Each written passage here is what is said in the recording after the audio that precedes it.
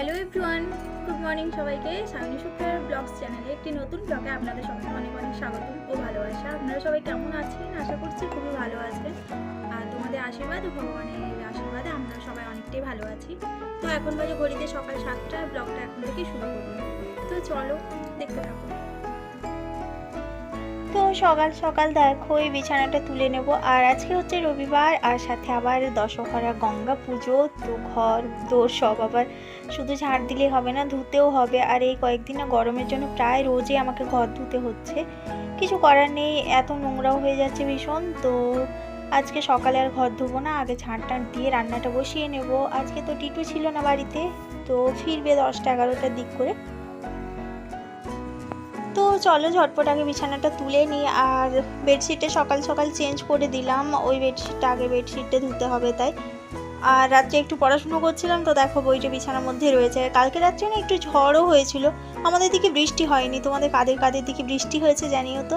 আমাদের দিকে ওই ঝড় হলো আর খুব বজ্রপাত, ভীষণই আওয়াজ। আর মেয়ে না সেই মুহূর্তে ওই আমাদের পাশের গ্রামে অনুষ্ঠান হচ্ছিল, সেখানেই শাশুড়ির সাথে গেছিলো। তো আমার তো এত ভয় লাগছিল ওই ঝড়ের মধ্যে, ওরা না হেঁটে হেঁটে চলে এসছে। আরও অনেকে গেছিলো অবশ্য, জেঠিমা, তো সবাই মিলে। কিন্তু ভীষণই ভয় হচ্ছিল। প্রথমে তো ভাবছিলাম আমিও যাব, কিন্তু ওই মেঘটেক দেখে আর যাইনি বলে ভাগ্যিস। তো দেখো কথা বলতে বলতে আমার ভাতটা বাইরে বসানো ছিল, তারপরে এসে আমি রুমটা গোছাচ্ছিলাম। তো দেখো ভাতটা হয়ে গেছে, এবার ভাতটা গড়িয়ে নেব। তোমরা কিসে ভাত গড়াও জানিও। এই যে দেখছো এই বড় হাঁড়িটা, আমি এর মধ্যেই কিন্তু ভাত গড়াই। সে নতুন থেকে এসে অভ্যেস হয়ে গেছে, দেখি আমার শাশুড়ি মা এইভাবে গড়ায়, তো আমারও অভ্যেস হয়ে গেছে। সেই প্রথম থেকে এসে গড়াচ্ছি, তো কোনো অসুবিধা হয়নি। মা মাঝে মাঝে বলে যে এর ওপর দিয়ে কী করে গড়ানো হয়, তো আমার তো বেশ সুবিধেই হয়, কোনো অসুবিধা হয় না। এতটা ভাত প্রায় ধরো 1 কিলো চালের উপরে ভাত হয় আমাদের, তো তাও কোনো সমস্যাই হয় না। আবার লোক এলে তো আবার বেশিও হয়, যখন লোক থাকে কাজের জন্য, তো কোনো সমস্যা হয় না। তো ভাতটা এখন গড়িয়ে নেবো আর রান্নাবান্না করবো। ভাবছিলাম আজকে কি রান্না করব। তো মেয়ে যেহেতু এখনও চিকেন টিকেন খাচ্ছে না, তাই আজকে মাংস হবে না রবিবার হলেও। মাছটা অল্প অল্প দিচ্ছে, আর ডিম তো টোটালি বন্ধ। তো দেখি কি রান্নাবান্না করা যায়।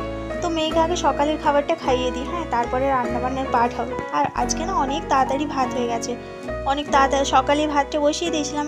আর গ্যাসে এদিকে মেয়ের জন্য একটু চিড়া সেদ্ধ করে নিয়েছি, ওকে এবার খাইয়ে দেবো। খাইয়ে না একটু পড়তেও বসাতে হবে সকালবেলা। তো দেখো মেয়ে পড়তে বসে গেছে।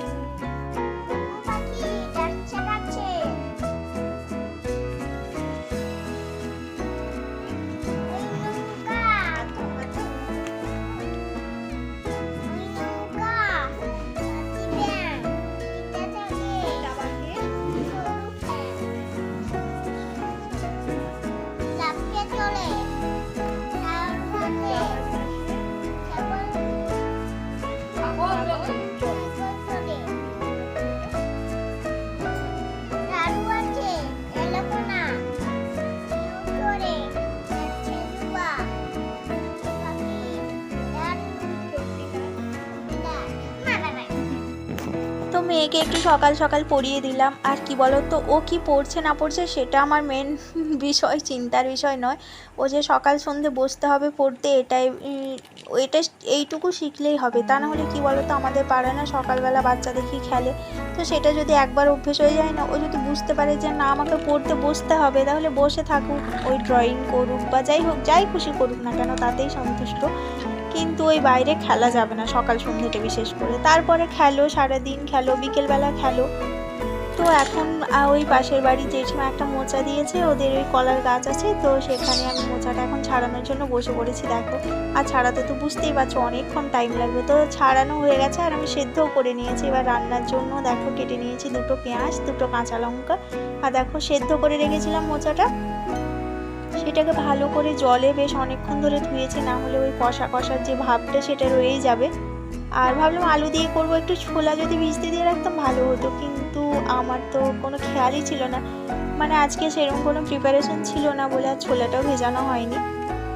তো চলো ঝটপট এখন রান্নাটা করে ফেলি। আর আগের দিন যদি মোচাটা ভিজিয়ে নয়, সেদ্ধ করে ধুয়ে রাখা হয় না, তার একটু ভালো টেস্ট হয়। আর এটা তো সাথে সাথেই হচ্ছে, যদিও তিতা বা কষা কোনোটাই লাগবে না। আমি বেশ ভালো করে সেদ্ধ করেছি অনেকক্ষণ ধরে।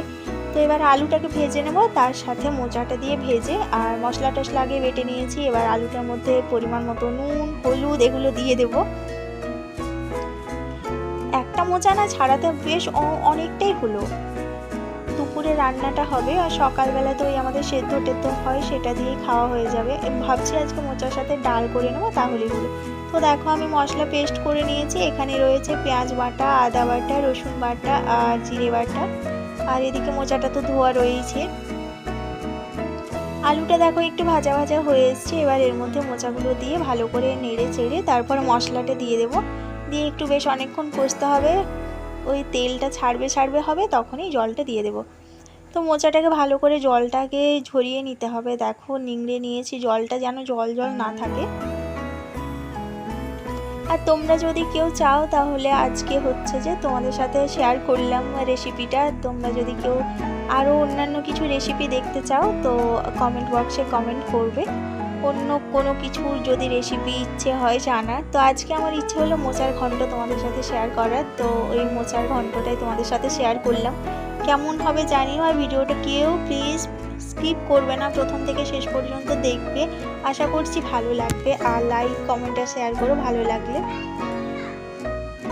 আশা করছি ভিডিওগুলো তোমাদের সবারই অনেকটাই ভালো লাগবে। তো দেখো ঝটপট করে আমার এদিকে মোচাটাকে ভালো করে কষে নিয়েছে আর তেলটা বেশ ঝরবে হয়েছে। আর আমার না একটু বেশি তেল দিয়ে রান্না করার অভ্যেস আছে। আমি জানি এটা ভালো নয়, শরীরের পক্ষে খুবই ক্ষতিকর। আবার আমার ছোট বাচ্চা আছে, কিন্তু কি আর করবো বলো, ওই হয়ে যায় জানো তো। আমি চেষ্টা করি কম তেল দিয়ে রান্না করার, কিন্তু হয়ে উঠছে না। তবে হ্যাঁ, আমি প্রমিস করছি এরপরে আর এত তেল ঝাল দিয়ে রান্না করব না। তো দেখো কি সুন্দর হয়েছে রান্নাটা। কেমন হয়েছে তোমরা কিন্তু সবাই কমেন্টে জানাবে। খেতে গন্ধ তবে খুবই ভালো উঠেছে, দারুণ গন্ধ উঠেছে, দেখতেও তো বেশ ভালোই। আর কথাই বলে না, পেহলে দর্শনধারী বাদ মে গুণ বিচারি। তো দেখতে তো আমার খুবই ভালো লাগছে, জানি না খেতে কেমন হয়েছে। তো রান্নাবান্নার পার্ট কমপ্লিট হয়ে গেছে। এবার এক গাদা এঁটো বাসনপত্র অনেক কিছু পড়ে রয়েছিল, সেগুলো না একটু ধুয়ে নিতে হবে। একবারে রান্নাঘরটা পরিষ্কার করে আর কড়াটাও আমি ধুয়ে নেব। অন্য একটা কড়াইতে রেখে দিলাম তরকারিটা, কড়াইটাও ভালো করে মেজে ধুয়ে রেখে নেব। একবার যদি রান্নাঘর থেকে বেরিয়ে আসি না, এই দিকে আর আমি অনেকক্ষণ আসি না। মেয়ের সাথে একটু টাইম স্পেন্ড করব, ওর সাথে একটু খেলবো, তারপর ওকে আর স্নান করানো আছে। অনেক কাজ জানো তো, লাইন ধরা কাজ আছে, কোনো শেষ নেই। তারপর ছাদে আবার জল দিতে যেতে হবে, কারণ শুকনো হয়ে গেলে না ভীষণ গরম, দুপুরবেলা মেয়ে ঘুমোতেই পারবে না। ভাবছিলাম একটা কুলার নেব, কিন্তু কি বলো তো, অনেক দিন থেকেই টিটুর ইচ্ছে। তো আমি বললাম যে না, মেয়ে যতক্ষণ না বড় হচ্ছে ততক্ষণ নেব না। ওই জলের বাতাসটা লাগলে না সত্যি ওর ঠান্ডা লেগে যাবে। তো সেই জন্য আর কোনো কিছুই কিনবো না, গরমেই বড় হয়ে যাক। তো চলো ঝটপট করে আমি এখানটা পরিষ্কার করে নিই আর গ্যাসটাও পরিষ্কার করে নেব। আর হ্যাঁ, তোমাদের সাথে একটা দারুণ কথা শেয়ার করার আছে। তো চলো, তোমরা কে কে জানতে চাও যে আমাদের লাভ ম্যারেজ না অ্যারেঞ্জ ম্যারেজ, যদি জানতে চাও তাহলে হচ্ছে যে কমেন্টে কমেন্ট করো, তাহলে একদিন গল্পটা তোমাদের সাথে শেয়ার করব। তোমরা যদি জানতে চাও কি হয়েছিল, কিভাবে বিয়ে হলো, সেটাও তোমাদের সাথে শেয়ার করব। তো ব্লগটা দেখো যদি ভালো লাগে, আর কমেন্টে যদি তোমাদের রিপ্লাই পাই যে গল্পটা একদিন বলো, তাহলে ওইটা নিয়ে একটা ভিডিও বানাবো। তোমাদের সকল প্রশ্নের উত্তর সেখানে থাকবে, কিভাবে হলো, কোথায় দেখা হলো, আর আমাদের লাভ ম্যারেজ। তো সেই গল্পটাই তোমাদের সাথে শেয়ার করব। তো চলো রান্নাঘরটা ঝটফট করে ঝাঁট দিয়ে একটু পরিষ্কার করে নিই। দেখেছো পায়ে পায়ে এত নোংরা হয় না, যদিও এখানে আবার একটু বস্তা দিয়ে রাখি আমি, ওই জলটা যাতে পায়ে পায়ে এদিক ওদিক না হয় সেই জন্য। আর এদিকে দেখো রান্নাঘর থেকে বেরিয়েছি, তো ওই বাসনওয়ালা এসছে কিছু নেবো, তার জন্য আমার শ্বশুরমশাই ডেকেছেন। তো ওই যে দেখতে পাচ্ছ ওই তরকারি কড়াইতে ঢাকা দেওয়ার যেগুলো, ওইগুলো একটা নেব, কারণ ওই থালা দিয়ে চাপা দিতে না বড় অসুবিধে।